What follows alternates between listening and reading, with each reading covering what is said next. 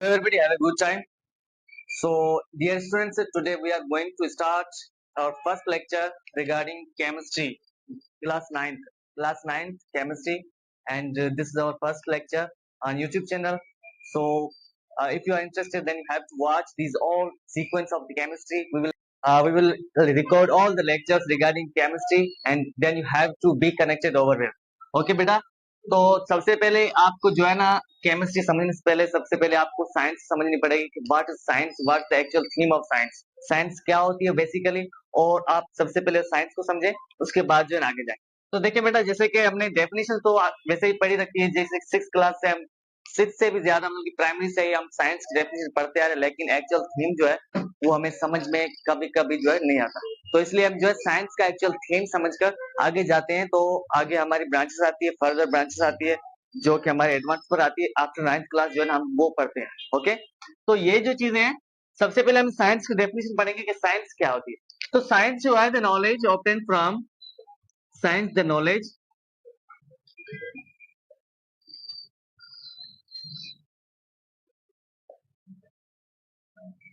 Obtain from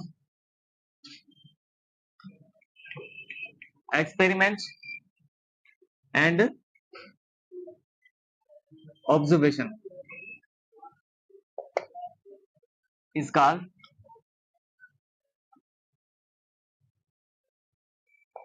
science. Science जो है ना एक ऐसी नॉलेज को कहते हैं, द नॉलेज एक ऐसी नॉलेज है जो हम ऑब्टेन करते हैं from what, from experiment and observation is called science. जिसको ऑब्जर्व किया जाता है, जिसको एक्सपेरिमेंट किया जाता है, उसके बाद जो हमें नॉलेज मिलती है वो साइंस कहते हैं उसे। यस बेटा, तो जैसे कि हम जो है साइंस की टाइमोलॉजी के लिए हम इसको समझते हैं कि वर्ड साइंस जो है इसका एक्चुअल थीम क्या है, हिस्ट्री क्या है, ओरिजिन क्या है वर्ड साइंस का। तो देखिए बेटा, हम साइंस को इस तरीके से हम जो है ना टाइमोलॉजी के लिए डिफाइन कर सकते हैं। It has been taken from a Latin word scientia।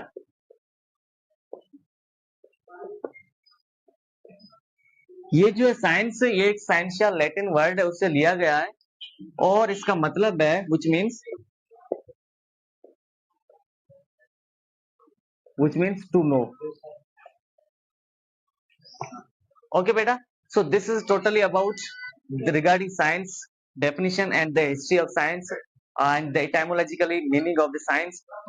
तो फर्स्ट ऑफ ऑल आपको ये साइंस की डेफिनेशन, साइंस की मीनिंग और साइंस का थीम जो है वो आपको अच्छे तरीके से याद होना चाहिए। देन जो है ना फर्दर आगे फर्दर उसकी ब्रांचेस जो है उसको वन बाय वन डिस्कस करेंगे। ओके बेटा, तो देखिए बेटा, साइंस की डेफिनेशन समझने के बाद हम जो है ना दूसरे नंबर पे आते हैं। आप देखें इसकी बेसिक ब्रांचेस जो है वो कितनी है, वो कौन सी ब्रांचेस है, सबसे पहले हम उस पर आते हैं। तो देखें इसकी जो है वैसे तो बहुत ज्यादा है ब्रांच, लेकिन हम जो है ना फर्द मेन मेन ब्रांचेस जो है वो हम डिस्कस करेंगे यहाँ पर। मेन ब्रांचेस 4 है इसकी, first, second, third and fourth science के ब्रांचेस है, जिसमें फर्स्ट वन पे है chemistry. Chemistry is the first branch of sorry science, and second one physics, and third one biology, and fourth one mathematics. These are the branches of science. ठीक है बेटा, ये जो है साइंस की ब्रांच। यस गाइस, जैसे कि हमने जो है ना साइंस की ब्रांचेस पढ़ी थी, फिजिक्स, केमिस्ट्री, बायोलॉजी और मैथमेटिक्स। फिजिक्स, केमिस्ट्री, बायोलॉजी और मैथमेटिक्स।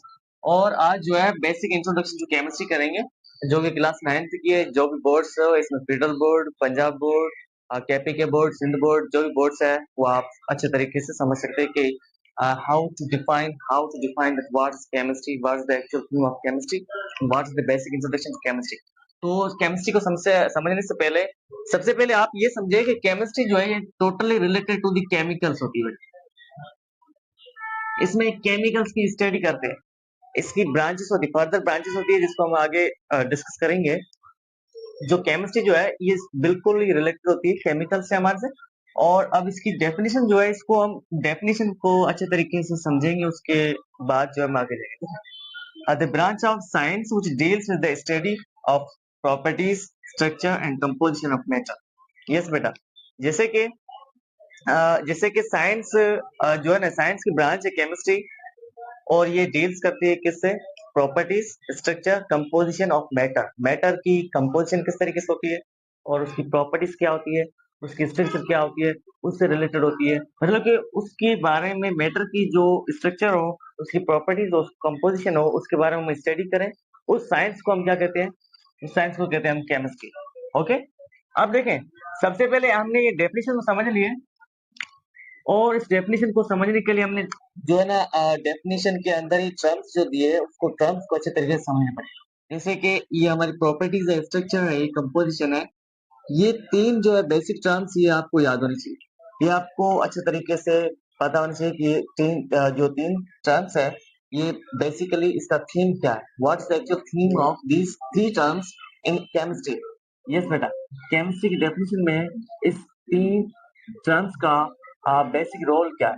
तो देखिए, इस तीनों टर्म्स का एक बेसिक रोल ये होता है कि मतलब कि मैटर के बारे में टोटली होती है, क्या होती है? प्रॉपर्टीज होती है, उसकी मैटर की प्रॉपर्टीज बताती है, हमें स्ट्रक्चर बताती है, कंपोजिशन बताती है। सबसे पहले मैटर क्या है? ये मैटर कौन सी बला है जो डेफिनेशन में आती है, इसको अच्छे तरीके से समझे बेटा। तो देखें, ये मैटर हमारा, और मैटर क्या है? Anything which occupies space and having mass. Matter जो है वो चीज है, anything in this universe, anything in this world we are seeing, we are watching, we are looking, these all are the matters. We can say that these all are the matters. Even these markers and this mobile phone, this camera, and these all the instruments are there, are totally related to the matters. Yes beta, anything which occupies space, जो space occupy करे। For suppose ये marker है हमारा, ये marker है और ये हमारा हैंड है, ये एक स्पेस है, और ये मार्कर ने ये इस स्पेस को कवर किया है, इसको ऑक्यूपाई किया है, ठीक है, इसको कवर किया है। इसका मतलब है कि इसके इसमें इसका इसको हम मैटर कहेंगे। और आगे कहता है space and having mass.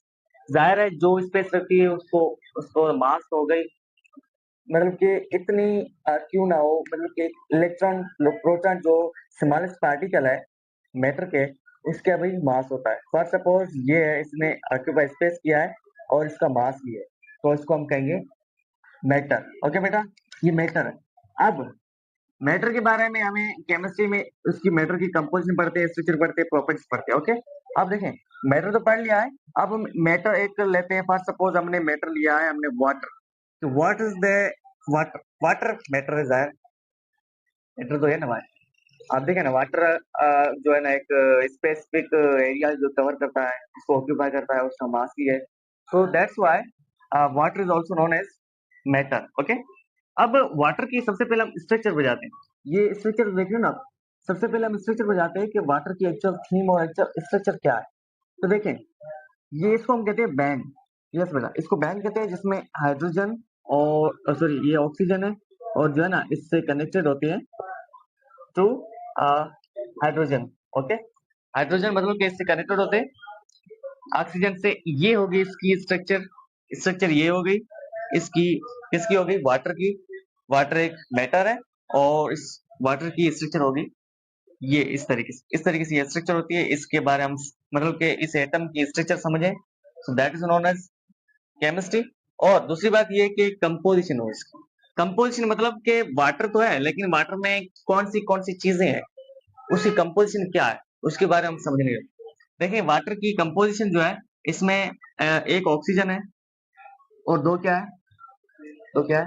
Hydrogen. Okay, एक ऑक्सीजन है, दो हाइड्रोजन है। तो इसकी ये कंपोजिशन हमें मतलब पता चल गई कि ये जो है इसकी कंपोजिशन है, इससे मिल के ही हमें वाटर मिला है। देखिए बेटा, दो जो है हाइड्रोजन है, एक ऑक्सीजन।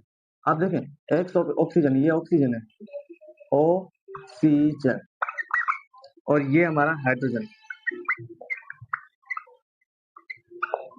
ये totally about composition of water. अब देखें, कंपोजिशन तो पढ़ लिया हमने, बाकी प्रॉपर्टीज जो है ये क्या है?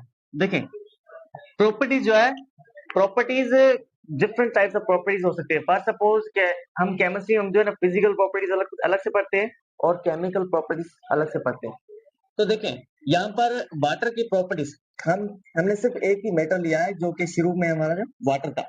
हमने वाटर की स्ट्रक्चर पढ़ी, हमने वाटर की कंपोजिशन पढ़ी, और अब वाटर की प्रॉपर्टीज। जैसे फिजिकल प्रॉपर्टीज और केमिकल केमिकल प्रॉपर्टीज अलग अलग होती है, लेकिन वाटर की जो प्रॉपर्टीज है, जैसे कि हमने स्ट्रक्चर पढ़ी, कंपोजिशन पढ़ी, उसके लिहाज से हम वाटर की प्रॉपर्टीज को इस तरीके से डिफाइन कर सकते हैं, भाई वाटर इज द कलरलेस। सबको पता है कलरलेस वाटर का कोई एक स्पेसिफिक कलर नहीं होता। कोई चीज होती है भाई, कहते हैं मतलब कि कोई चीज लेकर आओ बाहर से, कोई दिखे दिखाई दे हमें, हम कह देते हैं भाई इसका जो कलर है बिल्कुल वाटर जैसा है। तो मतलब कि इसका वाटर का कोई स्पेसिफिक कलर नहीं है, वाटर का कलर वाटर खुद ही। Okay, that's known as colourless. इसकी प्रॉपर्टीज क्या है? कलरलेस। उसके बाद ऑर्डरलेस। इसमें कोई भी बू नहीं है, मतलब कि बदबू वगैरह नहीं है, कोई खुशबू नहीं है। That's known as odourless. Odourless मतलब जिसमें हमें कोई स्मेल स्मेल हो, तो इसमें कोई भी स्मेल नहीं है, दैट्स नोन एज ऑर्डरलेस। तो इसकी प्रॉपर्टीज में ऑर्डरलेस आता है, स्मेल, विदाउट स्मेल। उसके बाद एज यूनिवर्सल सॉल्वेंट।